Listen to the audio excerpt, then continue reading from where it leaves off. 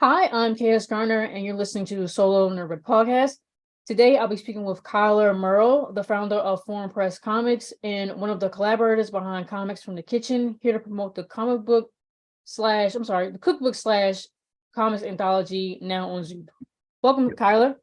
Hey, thanks for having me on. Well, thank you for joining us here today. But outside my introduction, who is Kylar Merrell in his own words? I am an elementary teacher by day, and by night slash weekend slash all my other waking hours, I work on comics mostly. So yeah, that's pretty much the main things about me. I'm from Oklahoma. I like to cook, obviously, based on the comic I'm here to talk about today. But yeah, that's pretty much it. Uh-huh.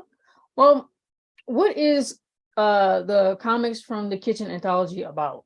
It's just a, like you said in the intro, it's a combination cookbook and comic anthology. It's over 20 stories from creators from around the world, and each story is paired with a recipe. And so we have a story that's about their dad making meatballs and like how that recipe's been passed down through generations, and then he has the recipe for those meatballs there with it. We have another one that's like this post-apocalyptic story where they cook like a pork shoulder, and then we have the recipe for that pork shoulder, and that's a really fun story too. But that's basically the whole gist, is that we have a bunch of stories all about food or about food memories, and then there's a recipe to go with each one. And that's, so like I said, it's equal parts cookbook and anthology. It's got, so for every story we have a recipe to go along with it. Uh-huh.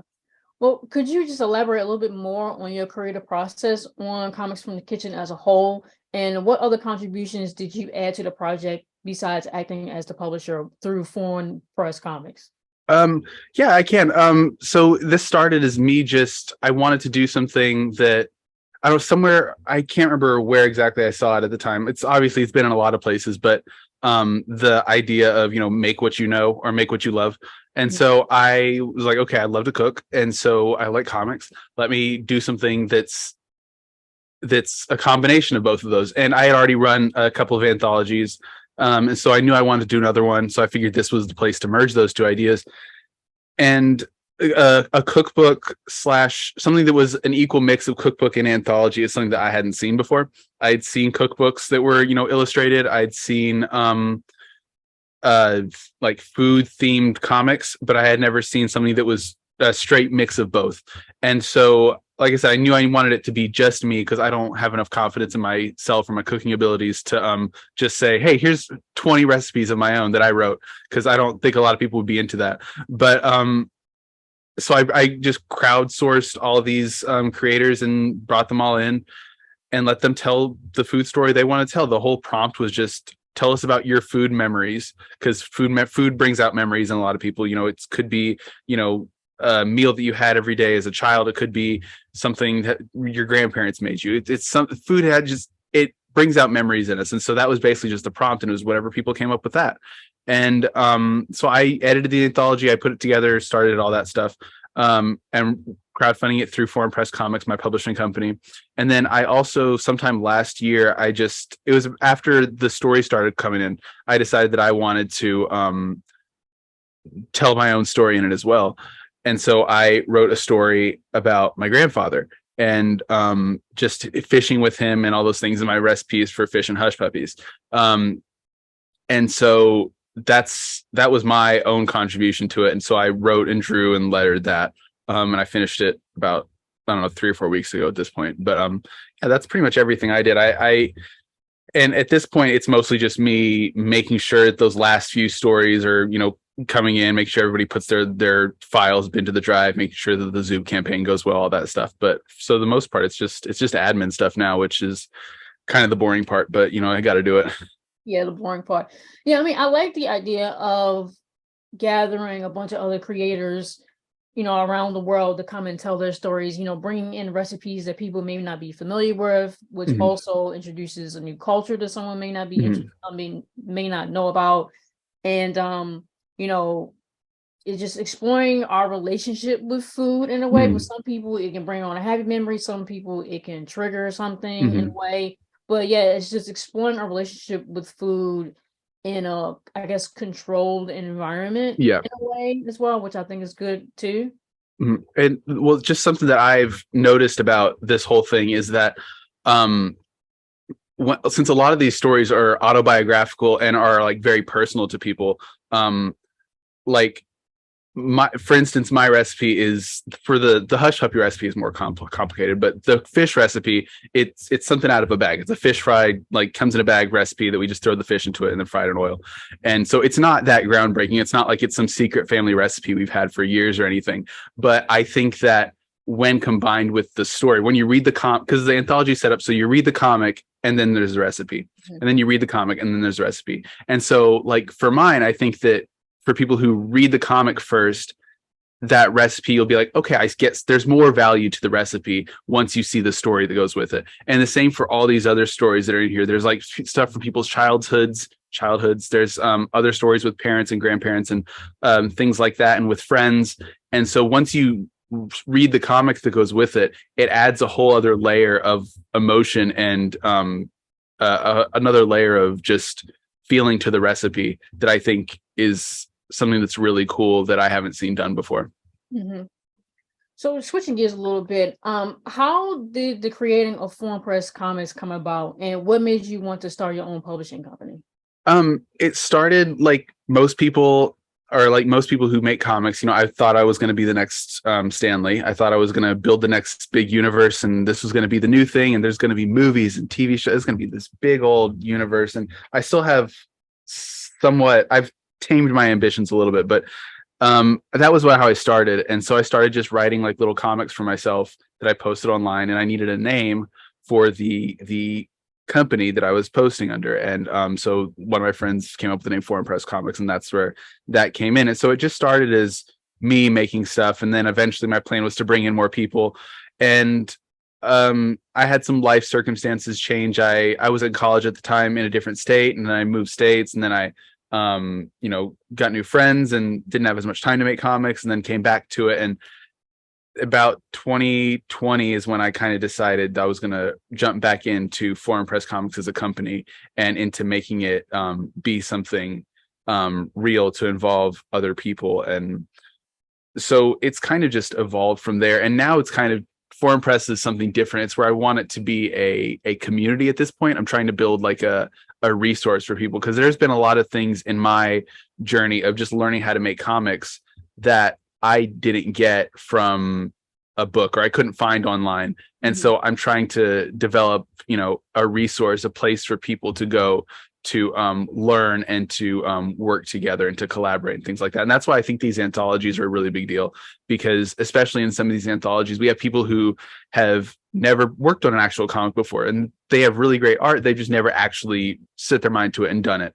And so I feel like, not like I'm trying to toot my own horn too much or anything, but I think that's a valuable resource for someone like that to be a part of an anthology like this, and to see that, okay, this is how the process works. This is how I, turn the files and all these sorts of things. And so that's kind of the goal now, is to build a resource for people. Yeah, I think it's good because, as you said, a lot of people that work on this anthology or any other anthology, for the most part, have never really, published their own comic before. Like they've worked on a bunch of them throughout their life, but they never actually done it. And then they don't know how to go about doing it. So doing something small, maybe like just a couple of pages, can help them get their feet wet without having to fully commit to a full exactly comic, and it just but how does it feel to be on the other side of making comics, like the business marketing side versus the creator side? Like you said, now you're doing most of the admin stuff, and along with that, what is something you wish creators knew or would be better at before approaching a publishing company, whatever? Well, I think the admin thing is interesting, because part of me likes it. Part of me really likes the I don't know, just likes the routineness of it. It's, send this email, reply to this email. It's very, in a way, it's easy. That part of it's easy, where it's just like, okay, do this. All the housekeeping things are it's a lot to do. So it's not always easy to take care of, but the task itself is easy. And so I kind of like that. I like and it's something different than just making comics. It's a lot of building connections and meeting new people and things like that, and finding new places to promote and learning new things and all those sorts of things. And so it's been something that I like, but it's also something that I don't want to do forever, especially the marketing side of things, especially with social media being the way that it is and Twitter being what's happening and everything. It's just, and it's not just Twitter that is things are happening to, but all the social media, it's a very difficult landscape to navigate and difficult to figure out like what works, what doesn't. I had a whole interview a couple of nights ago about we were just talking about social media with a couple other people, and it was just all about, and basically the answer all of us came to is that nothing works. Like there's no like hardcore, like this is what you have to do on Twitter to make yourself get likes, or this is what you have to post on Facebook to get likes. There's just like try stuff and see what happens. And that part I don't like about it. I don't like the unknown of it all. But I don't know, as far as things I wish people knew or would do differently. Okay. I just wish, and this is not necessarily just being a publisher, this is more just being a comic creator in general, is I wish people would pay freaking attention to what I ask for. Like I will post on certain things and be like, hey, you know, I don't want any DMs about this, like only reply to this post. Or, you know, if you're going to submit, I need your files to be, I need you to send me a PDF of everything. And then I'll have people just give me a drive link with a bunch of, you know, just sample pages and files and crap. And so it's just like, I wish people would just like see what I'm asking for and do that. Because there's a reason that I'm asking for things the way that I'm asking for. I'm asking them for a way that'll make things easier for me. And in the end, will make things easier for you. And it's not just me. I know there are plenty of other people who, I notice this a lot on Reddit. Like people will say, hey, I'm looking for a letterer. I need this many pages. It's going to be unpaid and XYZ. And then someone will respond and be like, hi, I'm a letterer. My rate is $20 a page. What's the genre of this? How many pages is it, when it's all been answered in the post? And people just don't read. And that's kind of just but that's not even just comics, honestly. That's just my pet peeve in general, is when people just don't pay attention and see like things that are right in front of them. Yeah, I think that kind of is like forced engagement in a way. Yeah, like, it is. It definitely is. I get why. Yeah, I sent it intentionally just for you to respond back, so I know that you got it, even though I didn't. What I said is not what you actually wanted me to do. I get it, but like there are a lot, especially, and this is just, again, this is not a problem that people do, or it is actually, but I don't know if I want to know if it actually works. They'll have tweets or Twitter, like people set up, I assume it's a bot or something, but like if I'll post anything that talks about needing an artist, that there will be people who just respond to a post, and you can tell it's a blanket response that they send to everybody. Like, hi, my name is so-and-so, my rate is this, here are some samples, and it's just very obviously copied and pasted.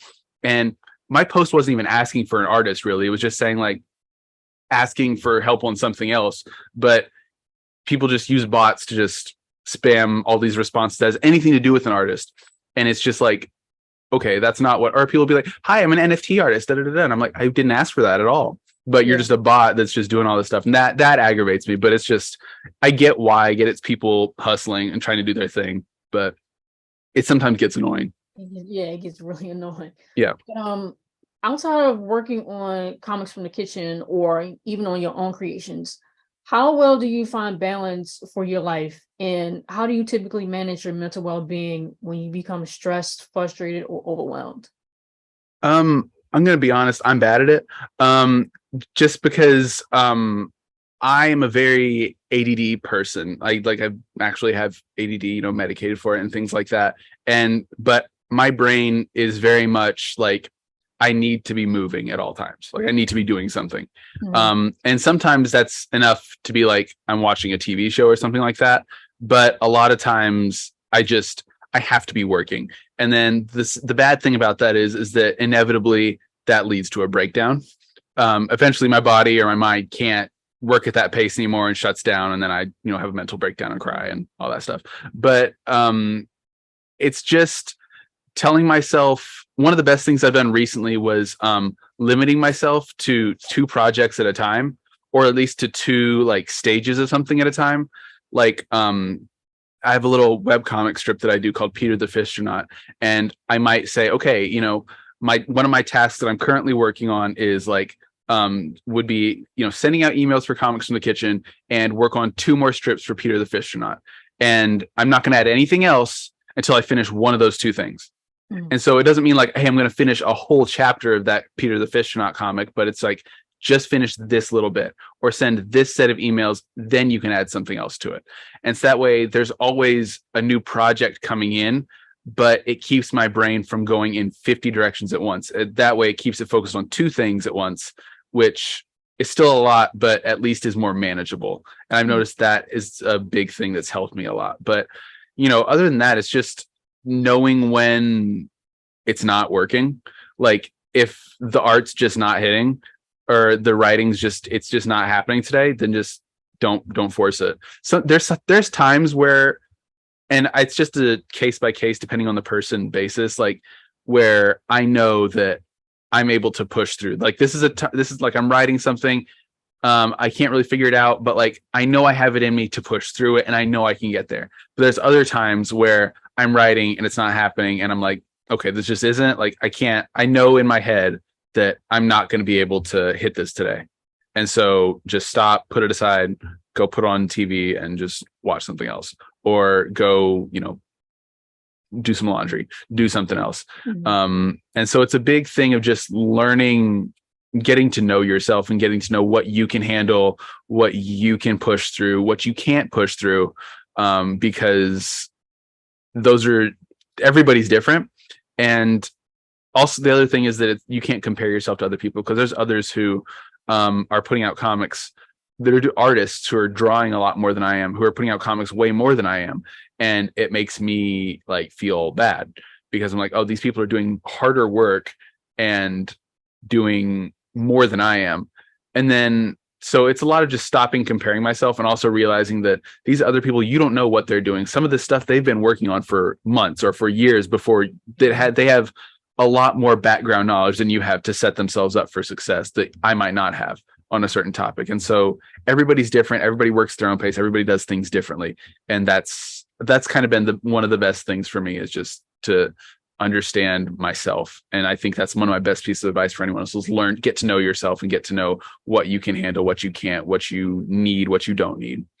Yeah, I have to remind myself that too. Like, you don't know what they've been through or how they got to how they are now. Like with someone who's drawing a lot of comics, or at least posting every day, they could have drawn did a chunk of it and then was doing it every day and working on something else. That's not even able to do it back to back like that.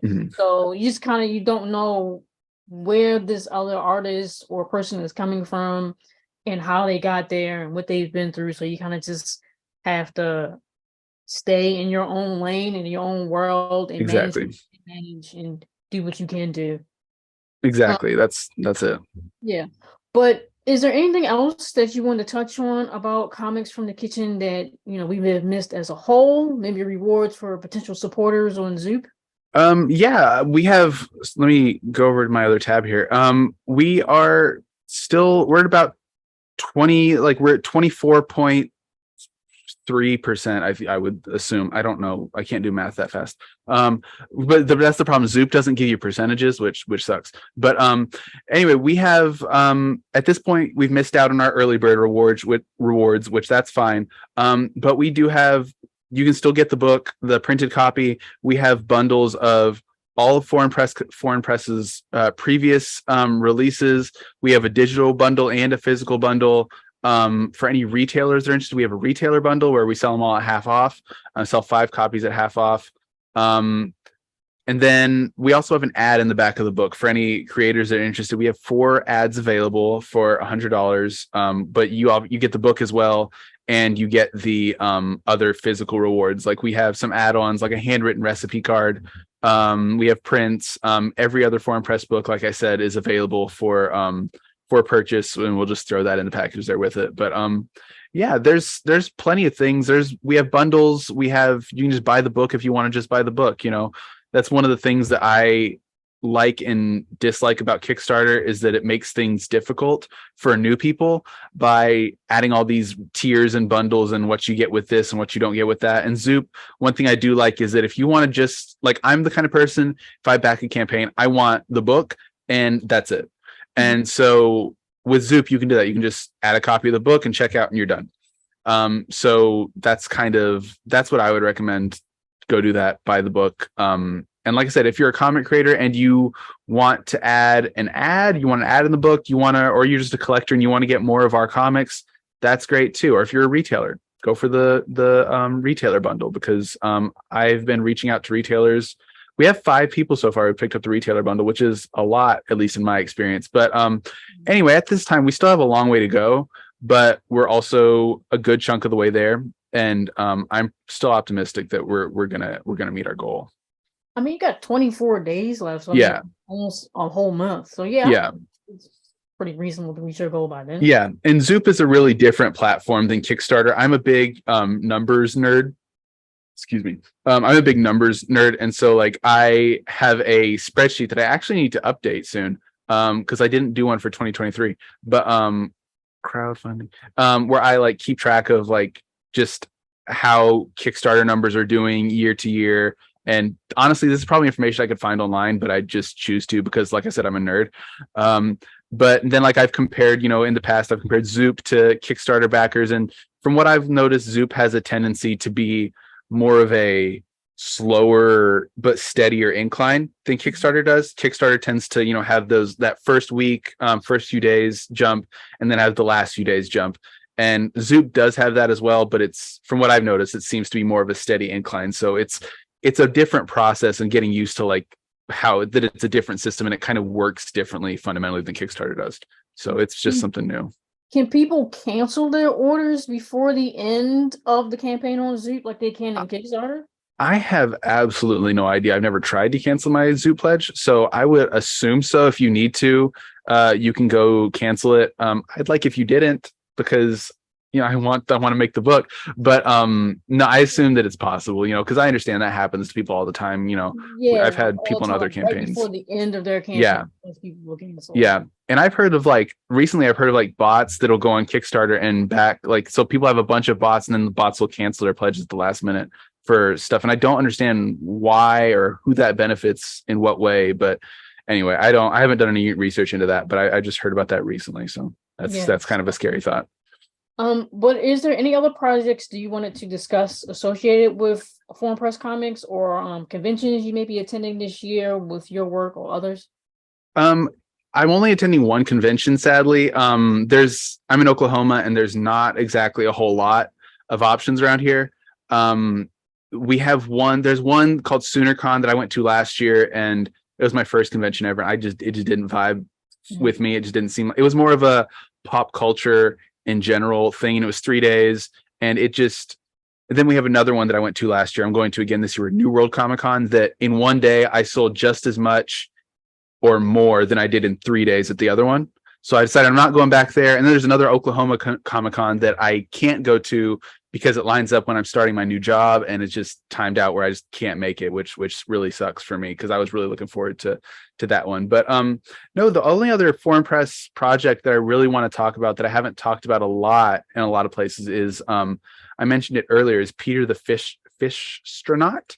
It's a weekly webcomic strip that like I said, it updates every week, and it's just about a fish in a spacesuit that explores the galaxy, explores the universe with his cynical robot friend James. And so it's all hand drawn, lettered, all done by me on paper. And it's just, imagine Star Trek meets Calvin and Hobbes, and you've got it, because it's just these two guys as they explore the universe and learn to be better people and learn to just be better friends along the way. And it's a project that it's one of the easiest projects that I've worked on in a long time, just because it is just me doing it. I can do 2 strips on a piece of printer paper. I probably shouldn't, but that's all my scanner can fit, and all done by hand. So there's no like extra steps or scanning, and I do have to do a little bit of editing in Photoshop, and then other than that, it's just me telling whatever stories I want to tell. Like each one is 3 panels or 4 panels, and it's a little strip that takes me 30 minutes to an hour to make each one. and I get to tell whatever dumb little stories I want to tell. Like an arc we just finished was them going to a planet that's just a giant haunted house and they encounter ghosts and all that stuff.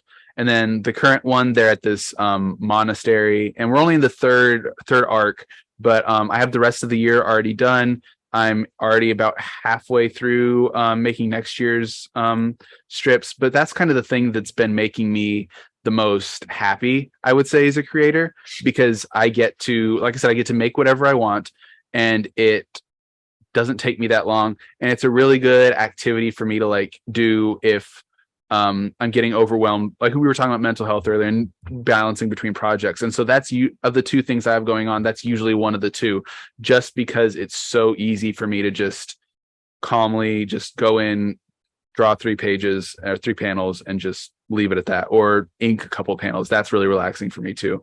And so it's kind of always on my back burner just because it's so easy and so I guess peaceful, I guess is the right word to use. Yeah. So just one more question before I let you go, Kylar. I know you mentioned there isn't a lot going on in Oklahoma where you are. So how are you able to like network and make connections like physically there instead of online in Oklahoma? Because there are a lot of people that I know that I speak with that, you know, are from small towns, or they're like in, you know, in middle America, and they can't go to the big cons on either coast or what have you. Mm-hmm. They only have, and I always try to give the advice of stay local first before you try to expand out. But it's like, if you're in the middle of nowhere, how do you, the next town is like an hour away or even further, how can you network and stay local, quote unquote local? So how does that for me, like I'm kind of in the situation you just talked about. I live an hour away from the nearest major city, the nearest comic book store. Technically I have one in town, but it's only open like Wednesday nights and like Saturdays from like 3 to 6 or something. It's like they don't have a lot of hours, and I understand that that's the, you know, I can maybe help that if I went, but I don't because I'm probably a bad person. But anyway, I go to Oklahoma City, and lately, because my girlfriend lives up there, so I've been going up there more often, but I go to different comic shops up there. And one of the last times I went, I stopped at a couple places and I made sure to bring my business card with me, which is a bookmark. And I took like 5 copies of each one of my bookmark and just kind of gave it to a couple different shops I stopped in. It was like, hey, do you mind if I leave these here? I'm a comic creator and publisher here in Oklahoma. And I just left it sitting there. And I even took one and I wrote a discount code for the retailer if they want to buy any of my stuff, so they get 50% off. I put that on there. And so that's kind of been the best thing for me. But online is kind of where I do most of my networking. I have my own podcast that's been really helpful for meeting other people and encountering other comics professionals and just learning a lot more. But in person, it's also hard for me just because I have a lot of anxiety. And so, you know, going up and just talking to people. But I am moving to Norman, which is part of the Oklahoma City metro area. So I am looking forward to actually being able to like go to, I already have a comic book store where I like pick up my books right now, that I go every time, but I'm excited to have one that's more local to me, you know, that I can say is my comic shop, and then to hopefully build some connections there when I actually live there. But right now, and there is another shop up in the city that has bought some of my books before, and I have also printed through them because they also have a print shop in the back. They're a little independent bookstore downtown, Literati Press, who they're great people. But yeah, just that's pretty much it. I don't do a lot of in person just because it's not really possible where I live. But I'm hoping, like I said, now that I'm moving up closer, I'm hoping that I can get that changed. Cool. All right. Well, again, I want to thank Kylar Merrell, the founder of Foreign Press Comics and one of the collaborators behind Comics from the Kitchen, for joining us here today to promote the Cookbook / comics anthology now on Zoop. All of Kylar's and Foreign Press Comics socials and website will be listed in this episode's details alongside the Comics from the Kitchen Zoop link for those who are interested. Again, I'm K.S. Garner, and you've been listening to the Solo Nerd podcast. Thank you.